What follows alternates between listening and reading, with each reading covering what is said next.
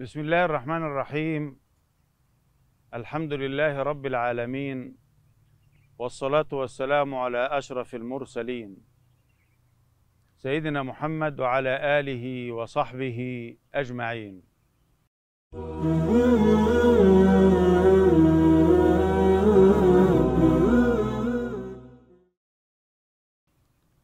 ألتقي معكم اليوم حول الرحمة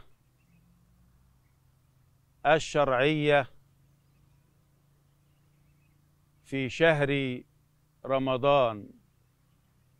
الله رحمن رحيم، تتجلى صفات الرحمة للحق سبحانه وتعالى في تقديره للنفس الإنسانية وفي تجاوزه عما يقع من الصائم ومن الإنسان من بعض الأمور التي لا يرتكبها الصائم عن عمد، وإنما بعض الناس يعدونها أنها تفسد صيامهم، ونحن نريد أن نبين فيها وجه الحق حتى يدرك الإنسان الدرجات العلى للصيام، وحتى يتحقق بمقام التقوى الذي شرع الله الصيام من أجله، حيث يقول سبحانه: لعلكم تتقون.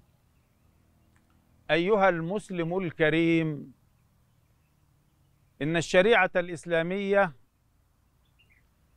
تحترم في الإنسان غرائزه، ولكنها توجهها وترتقي بها إلى أسمى الأماكن وإلى رفيع الدرجات. فالنسيان من طبيعة الإنسان، ومن الوارد أن الإنسان ينسى فيأكل أو يشرب في رمضان، وقد عالج الشرع الشريف هذا الحدث بكل رحمة. فالنبي صلى الله عليه وسلم بين في قوله: رفع عن أمتي الخطأ والنسيان وما استكرهوا عليه. هذا مبدأ عام. أما في الصيام فانظر إلى النبي صلى الله عليه وسلم وهو يصف حال من أكل أو شرب ناسيا في رمضان، يقول صلى الله عليه وسلم: من أكل أو شرب ناسيا في يوم رمضان فكأنما سقاه الله وأطعمه، أو أطعمه الله وسقاه.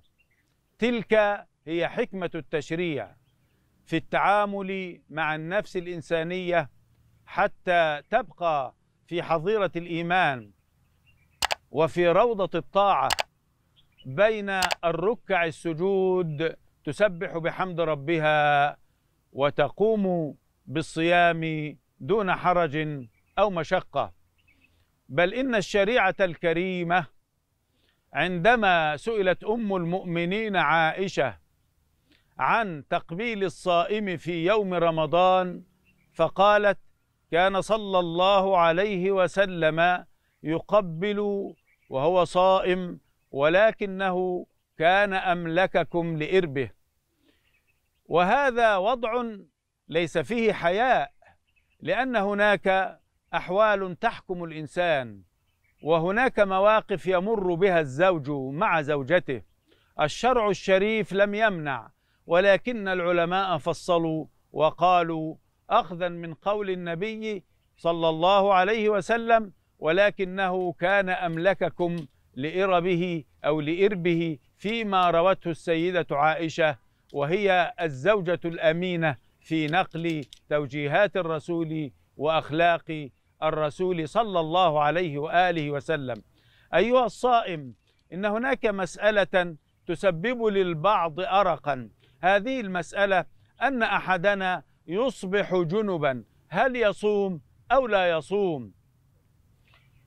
أم المؤمنين عائشة وهي مدرسة العلم، فالنبي صلى الله عليه وسلم قال في حقها: خذوا نصف دينكم عن هذه الحميراء فرضي الله عنها وعن أبيها، تقول إن رسول الله صلى الله عليه وسلم كان يصبح جنبا وهو صائم، أو كان يصبح صائما وهو جنب، صلى الله عليه وآله وسلم.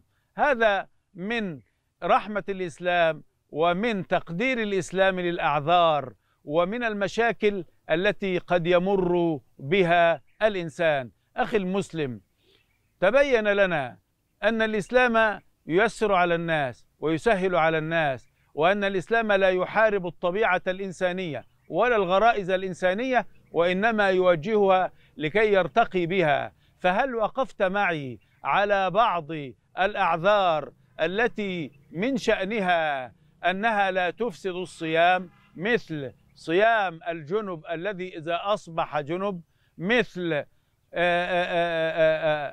النسيان والطعام والشراب؟ هذه أمثلة نسأل الله أن نستفيد منها وأن نجعلها في حياتنا منهجا. وصلى الله على سيدنا محمد وعلى آله وصحبه وسلم.